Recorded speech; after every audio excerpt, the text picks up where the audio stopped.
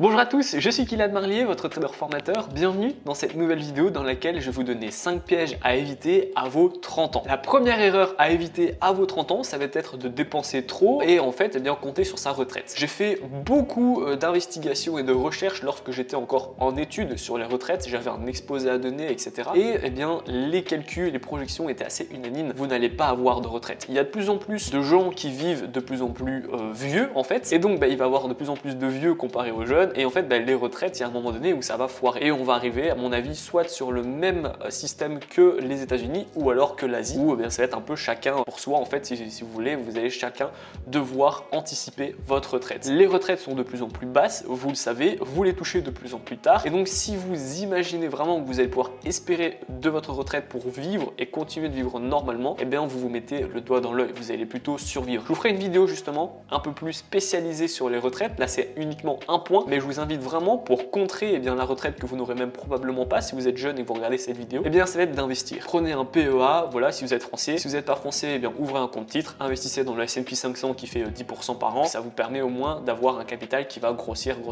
et qui vous permet lors de votre retraite de vous rapporter une belle plus-value tous les mois sous forme de dividendes. Même vous pouvez investir sur des ETF qui retracent le S&P 500 et qui vous versent des dividendes. Donc c'est vraiment ce que je vous recommande de faire si vous avez 30 ans et que ce n'est pas encore fait. La deuxième erreur à éviter, c'est en fait d'avoir plein de mensualités et plein de mensualités qu'on oublie. Vous avez d'office votre abonnement de téléphone, vous avez probablement Amazon Prime, vous avez Netflix, vous avez votre petit jeu que vous payez tous les mois aussi. Et à gauche à droite, vous avez peut-être votre abonnement pour jouer à la PlayStation, j'en sais rien, ou à la Xbox. Et en fait, on a plein de mensualités, vous avez Spotify et j'en passe. Et il y en a beaucoup aussi qu'on oublie et qui sont du coup tous les mois débités de notre compte parce que c'est 10 € par-ci, 15 € par-là, 5 € par-ci. Donc on les voit pas vraiment se débiter de notre compte, on n'a pas forcément la notification, on regarde pas non plus tous les jours son compte. Et en fait, lorsque vous allez le voir, vous allez dire oh c'est bon, c'est pas grave, ou alors vous allez commencer les démarches mais vous allez les arrêter directement parce que c'est souvent des longs process pour annuler votre abonnement, etc. Et ça, je vous recommande vraiment de faire attention. Supprimez les mensualités dont vous avez vraiment pas besoin. Par exemple,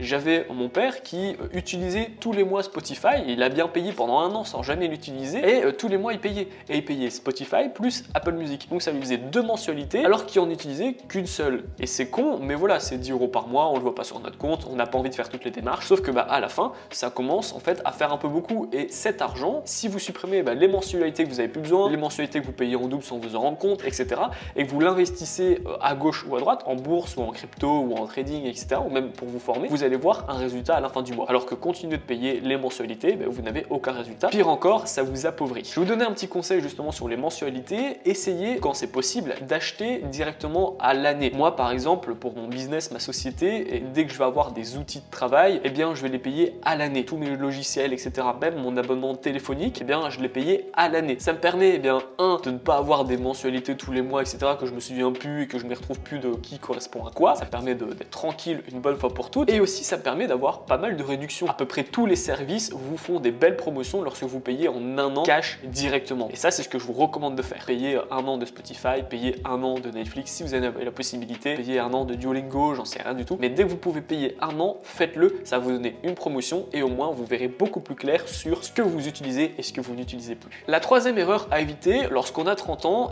c'est qu'on commence doucement à gagner de l'argent, on commence doucement aussi à vouloir acheter une maison, on commence aussi à avoir une femme qui normalement commence à être celle qui partage notre vie jusqu'à la fin, ou alors si on est une femme, on trouve un homme. Enfin voilà, on commence tout doucement à être bien responsable, à avoir déjà un bon pied à terre avec sa maison, etc. Et on a aussi envie d'acheter une voiture. On a envie d'acheter une voiture parce qu'on commence à gagner de l'argent, on a envie de le montrer, etc. C'est logique, c'est pas vraiment une erreur, c'est plus un coup d'ego. On se dit ça marche bien et on a envie d'acheter la voiture. Sauf que moi, je vais pas vous recommander d'acheter une voiture. C'est évidemment un investissement qui va par les fenêtres. Vous allez acheter ma voiture, mais dans 2 ans, elle sera plus à la mode, il y aura des nouvelles technologies, etc. Donc votre voiture, vous allez d'office vouloir le modèle du dessus. Et si vous allez voir le contrôle technique, vous allez devoir avoir les assurances, etc. Mettre le plein. Enfin, ça va vous coûter à chaque fois plein d'argent. Moi, ce que je vous conseille, c'est de prendre une voiture, mais en leasing. Le leasing vous coûte beaucoup moins d'argent. Soit vous prenez un leasing, ou soit vous prenez donc une mensualité et avec une option d'achat à la fin de votre mensualité. Vous avez les deux possibilités en fonction de votre profil d'investisseur. Mais le leasing, ça vous permet de payer moins cher vos assurances. Ça vous permet aussi de changer en un rien de temps dès que vous voulez. Vous pouvez avoir toujours le dernier modèle, etc. si vous le souhaitez. Et ça vous permet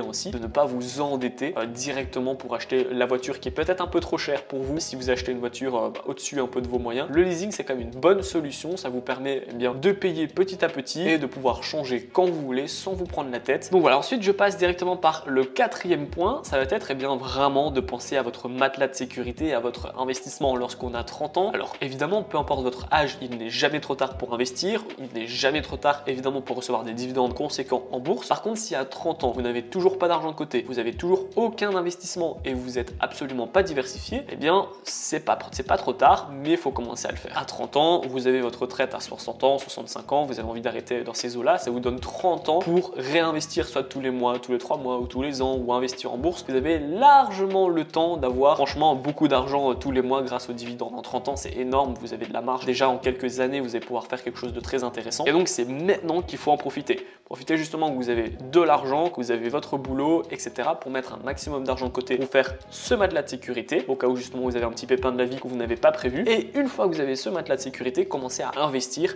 en masse. Formez-vous, investissez-vous. La bourse, ça prend 1 heure par mois, ça peut même vous prendre 5 minutes si vous souhaitez. Ça vous fait de l'argent, ça vous prépare votre retraite, ça vous sécurise vos fins de mois à la fin justement de vos 30-40 ans. Ça me fait justement une bonne transition pour passer au point 5 et de l'erreur à éviter lorsqu'on a 30 ans. C'est de penser justement qu'en bourse, eh bien, si on n'a pas 30 ans devant nous, c'est mort. C'est vraiment quelque chose qu'il faut bannir de son état d'esprit, de son mindset. La bourse, en 5 ans, 10 ans, vous avez déjà largement le temps de faire quelque chose d'intéressant en fonction justement de vos moyens et de votre profil d'investisseur. Il y a énormément de gens qui ne veulent pas investir en bourse parce qu'ils se disent oui, mais j'ai besoin de tel capital, oui, mais j'aurai rien avant 30 ans. Mais 30 ans, c'est assez rapide. Si vous avez 20 ans ou vous avez 30 ans, même 40 ans que vous regardez cette vidéo, eh bien, il est encore temps d'investir, et même 50 ans, 60 ans, il a encore le temps d'investir pour vraiment, eh bien qu'à la fin de votre vie, entre guillemets, vers 60, 70, c'est pas la fin de votre vie, mais vous avez compris quoi, c'est plutôt la fin de votre parcours de travail, eh bien vous puissiez avoir vraiment des rentes tous les mois pour profiter de voyager, pour profiter de faire ce que vous voulez, de faire vos activités, de vos hobbies, et pas bien juste essayer de survivre et boucler la fin du mois avec votre retraite. Donc ça refait un petit point et ça résume un peu les points précédents, mais c'est vraiment pas du tout dans 20 ans que vous aurez des résultats. Si vous investissez maintenant en bourse, que vous faites du DCA, que vous investissez fréquemment, que vous réinvestissez vos dividendes, que vous réinvestissez vos plus-values, etc., que vous regardez en fait et que vous suivez mes conseils, eh bien en quelques années seulement, vous pouvez déjà avoir des résultats en bourse. Certes, plus vous allez attendre, plus l'effet boule de neige va grossir. Et donc,